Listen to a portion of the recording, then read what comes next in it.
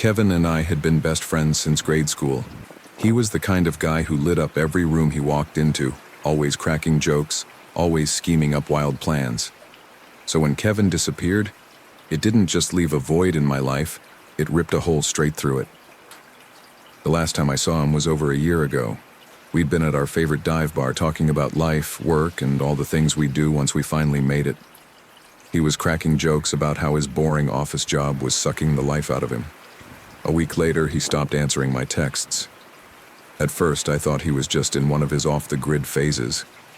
He'd do that sometimes, disappear for a few days to clear his head. But when days turned into weeks, I knew something was wrong. His family filed a missing persons report, but the cops didn't have much to go on. No signs of foul play, no unusual bank activity. It was like he just evaporated. His co-workers didn't have any answers either. He'd left the office on a Friday like usual, and by Monday, he was gone. Months passed, and life moved on, at least for everyone else. His parents seemed resigned to the idea that he was gone for good. Even his sister stopped calling me for updates, but I couldn't let it go. Kevin wasn't the kind of person who would just walk away from everything. He'd have told me if something was wrong. Then one day, out of nowhere, his sister reached out. She'd been cleaning out Kevin's old apartment and found a laptop he used to keep hidden. "Maybe there's something in there," she said, handing it over. I didn't know it then, but that laptop would lead me down a rabbit hole I'd never escape from. The laptop was ancient, dusty, and held together with duct tape. When I booted it up, I was met with a password screen. I tried all the obvious guesses, his birthday, his dog's name, even some inside jokes we used to share. Nothing worked. It took me weeks to crack it. I ended up using a YouTube tutorial on how to bypass basic security measures. When I finally got in, the desktop was nearly empty, just a few folders and a text document. At first glance, it didn't seem like much, but one folder buried deep in the file structure caught my eye. It was labeled Haven. Inside were dozens of links, all a string of random characters ending in .onion. I didn't know much about the dark web, but I knew enough to recognize what I was looking at. These were sites you couldn't access through a normal browser. I found myself staring at the screen, torn between curiosity and dread. I debated whether to even open one of the links, but the thought of Kevin, where he might be, what he might have been involved in, pushed me forward. I downloaded the Tor browser and clicked the first link. What I saw made my stomach churn. It was a dark web forum, a place where anonymity reigned and morality was non-existent. The topics ranged from conspiracy theories to illegal activities I couldn't even bring myself to read about. But as I explored further, I found something even darker, a section dedicated to missing persons. The missing persons section was exactly what it sounded like. Photos of people, young and old, men and women, all listed with chilling captions like healthy, obedient, perfect for domestic service, or prime organ donor material. I kept scrolling, my hands trembling. Then I saw it. Kevin's photo stared back at me from the screen. It was blurry and poorly lit, but there was no mistaking it. The scar above his left eyebrow, the slightly crooked smile. I knew it was him. The caption read, "Male, 25, intelligent, strong build. Starting bid, 30 Bitcoin." I froze. My chest tightened as I reread the description, hoping I was wrong, but it was Kevin, the friend I'd laughed with, argued with, grown up with. Now he was reduced to a commodity, something to be sold to the highest bidder. The first thing I did was call the police. I showed them the laptop, the dark web links, and Kevin's listing, but they barely took me seriously. "The dark web is full of hoaxes," one of the officers said. "It's probably some sick prank." When I pressed them, they promised to look into it, but their tone made it clear they didn't believe me. They thought I was some paranoid friend clinging to false hope. Even Kevin's family didn't believe me. His sister was polite but dismissive, and his parents didn't even return my calls. I was on my own. Desperation clawed at me. I couldn't just sit back and do nothing. If no one else was going to save Kevin, I had to do it myself. I spent hours researching how to navigate the dark web safely. I created fake accounts, used a VPN, and read every guide I could find. But I knew I couldn't do it alone. That's when I found Voidwalker. Voidwalker was a user on one of the forums, notorious for helping people find information for a price. I messaged them, explaining my situation. They didn't respond for days, and I thought I'd been ghosted. But then, late one night, a single reply appeared. "What are you offering?" I didn't have much. I wasn't rich or connected, but I offered everything I could. Money, favors, whatever it took. Eventually, they agreed. Voidwalker wasn't cheap. I had to convert all my savings into Bitcoin just to keep them interested, but in return they gave me access to Haven, a forum so exclusive it required an invite to join. The first thing that struck me about Haven was how organized it was. It wasn't the chaotic mess I'd imagined the dark web to be. Instead, it was sleek, professional, like some twisted version of Craigslist. The missing persons exchange had its own section with filters for age, gender, and even condition. I felt sick as I browsed through the listings. Kevin's profile was still there, but now it had a countdown timer. The auction was set to go live in 4 days. I knew I didn't have much time. I sat in the dark, the only light coming from the auction site still open on my screen. Kevin's face stared back at me, frozen in that haunting photo. Every instinct screamed at me to shut it all down and pretend I never saw it. But that wasn't an option, not anymore. I scrolled down, my hands trembling. The auction details were sparse. Lot 46, male, 27, physically healthy, no major illnesses, spirited. Spirited, like he was a goddamn horse or a collector's item. Bile rose in my throat, but I forced myself to keep reading. The bids were in the tens of thousands, numbers rising steadily from anonymous accounts. "Kevin, what the hell have you gotten into?" I whispered. I needed answers, and the only way to get them was to dig deeper into this vile rabbit hole. But doing that meant walking into a world where people like Kevin were nothing more than merchandise, and I didn't know if I'd come out the other side unscathed. The auction site wasn't the only feature. There was also a chat room, its title, Buyers and Sellers Only. Clicking on it felt like opening Pandora's box. The room was filled with conversations, each message more chilling than the last. "Lot 46 looks like a fun one. Any details on prior experience? When is the transport happening? Need discretion as usual. Got any more young ones looking for something under 20? I clenched my fists so hard my knuckles went white. These weren't people. They were predators, monsters parading as humans. My heart nearly stopped when I saw a user named Auction Admin type into the chat. Reminder, payment clears by midnight. No exceptions. Lot number 46 goes live at 10 p.m. tomorrow. Good luck, bidders. Tomorrow. Kevin had less than 24 hours before he was sold to God knows who. I slammed my laptop shut, my heart pounding like a drum. For a moment, I considered stopping there, turning it all off, pretending I hadn't seen anything. But Kevin's face kept flashing in my mind, that hollow look, the bruises. He wouldn't give up on me, and I couldn't give up on him. I spent the next few hours pulling together what I'd need.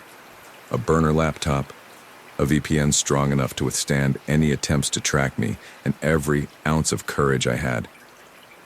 I was going to do what the cops couldn't.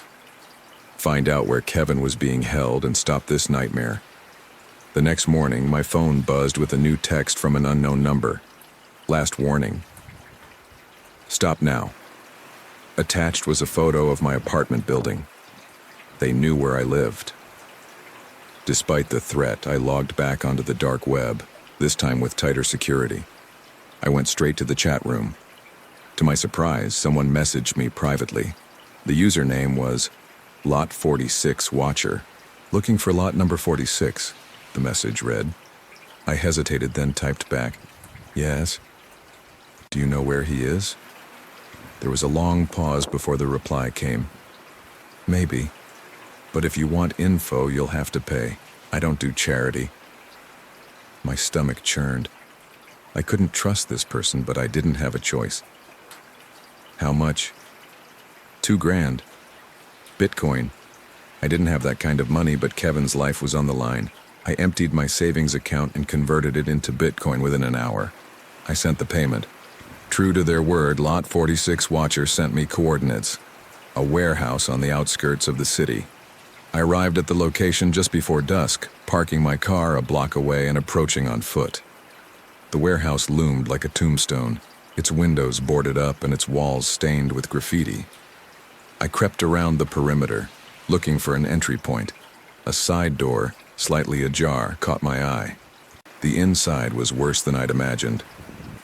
Rows of cages lined the walls, each one filled with terrified, broken people. Their muffled cries and whispered prayers echoed in the darkness. But Kevin wasn't in any of them. A voice behind me sent a chill down my spine. Looking for someone? I turned to see a man, his face obscured by a balaclava. He held a gun, and his posture radiated menace. Lot number 46, right? He sneered. You're too late. The man lunged at me, but adrenaline took over. I swung my flashlight at his head, knocking him off balance. He fired a shot that ricocheted off the metal cages, and chaos erupted. The captives screamed, rattling their cages. I didn't wait to see if the man got back up. I bolted through the nearest door and into the night. As I ran, I heard shouting behind me, followed by the screech of tires. A van roared to life and sped after me. I ducked into an alley, my heart pounding. The van slowed, its headlights sweeping the area, but I managed to stay hidden. Eventually, it drove off. I returned home, battered and defeated. Kevin was gone. Whether he'd been sold or killed, I would never know. The guilt was suffocating, but I had to accept the grim reality. I reported everything to the authorities, but they couldn't do much. The auction site vanished overnight, leaving no trace. Packing my belongings was harder than I thought. Every photo, every memento, every familiar item felt like a chain, tethering me to a past that was no longer safe. I couldn't stay here, not after what I'd seen, not after what I'd done. They knew where I lived, and every creak of the floorboards or knock on the door sent my heart racing. I was a marked man, and if I stayed, it was only a matter of time before they came for me. I left the city before sunrise, my car loaded with everything I could fit. No forwarding address, no goodbyes. I deleted my social media, changed my number, and cashed out my bank accounts. The further I drove, the more detached I felt. It wasn't freedom, I knew that much. It was survival. I landed in a small town several states away, one of those places with a single diner and more cows than people. The kind of place where the only noise at night was the rustle of wind through the trees. It was supposed to be peaceful, but for me, it was suffocatingly silent. Every sound, crickets chirping, a car engine in the distance, felt like a threat. I found a job working night shifts at a gas station. It was menial work, but that was what I needed. Something to distract me, something to keep my hands busy. The pay was lousy, but I didn't care. Money wasn't my priority anymore. Staying invisible was. But even in this quiet town, paranoia clung to me like a second skin. I kept my laptop hidden under my bed, wrapped in blankets, as if that could shield it from the dark web's reach. Every few days I checked to see if there was any news about the auction site, any sign that it had resurfaced. It hadn't, at least not that I could find. And yet I couldn't shake the feeling that someone, somewhere, was watching me. It wasn't just a feeling, it was a certainty. The paranoia gnawed at me day and night. Every time my phone buzzed with a new notification, my chest tightened. I started letting calls from unknown numbers go straight to voicemail. Even texts from coworkers or the utility company made me jump. I began seeing faces in the crowd, faces that looked too familiar to be a coincidence. At the grocery store, a man with a dark jacket lingered in the same aisle as me for too long. At the gas station, a black car parked at the edge of the lot for hours, its windows tinted so dark I couldn't see inside. One night, as I walked home from work, I swore I heard footsteps behind me. They weren't hurried, but they matched my pace, each step a mirror of my own. I turned around, my heart pounding, but the street was empty. I told myself it was nothing, just my overactive imagination. But the footsteps didn't stop. I broke into a run, not caring if I looked like a lunatic. My apartment was only a block away, and I didn't stop until I was inside the door, locked and bolted behind me. I pressed my ear against the door, listening. Nothing. I barely slept that night, every creak of the old building setting my nerves on edge. The next morning, I found a note slipped under my door. It was a single piece of paper with 4 words scrolled in red ink. "We haven't forgotten you." That note was the final straw. I called in sick to work and spent the entire day packing. My plan to stay in this small town and fade into obscurity had failed. If they'd found me once, they could find me again. I didn't know who they were, the buyers, the sellers, the faceless administrators who ran the auction, but I knew they weren't going to stop. I moved again, this time even further away. Another state, another town, another name. I changed my appearance, cut my hair, grew a beard, even started wearing glasses I didn't need, anything to make myself harder to recognize. But no matter how far I ran, I couldn't escape the memories. Kevin's face haunted me every night. Not the Kevin I remembered from our school days, but the Kevin from the auction site. Hollow-eyed, bruised, resigned. What happened to him after that night at the warehouse? Was he sold to some deranged buyer? Did they kill him when I interfered? I'd never know, and that uncertainty was its own kind of torture. The note under my door replayed in my mind over and over. "We haven't forgotten you." I wondered how many others had tried to intervene like me and failed. How many people had stumbled onto that dark web abyss thinking they could help, only to become victims themselves. How many had been silenced, bought or sold, their stories erased like they never existed. I was one of the lucky ones, or so I told myself. I escaped with my life, but it wasn't much of a life anymore. Every shadow was a threat, every stranger a potential enemy. Even now, as I write this, I can't shake the feeling that someone is watching.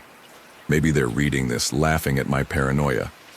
Maybe they're planning their next move. But if there's one thing I've learned, it's this. No one escapes the dark web entirely. Not me, not Kevin, and not the countless others who didn't get away.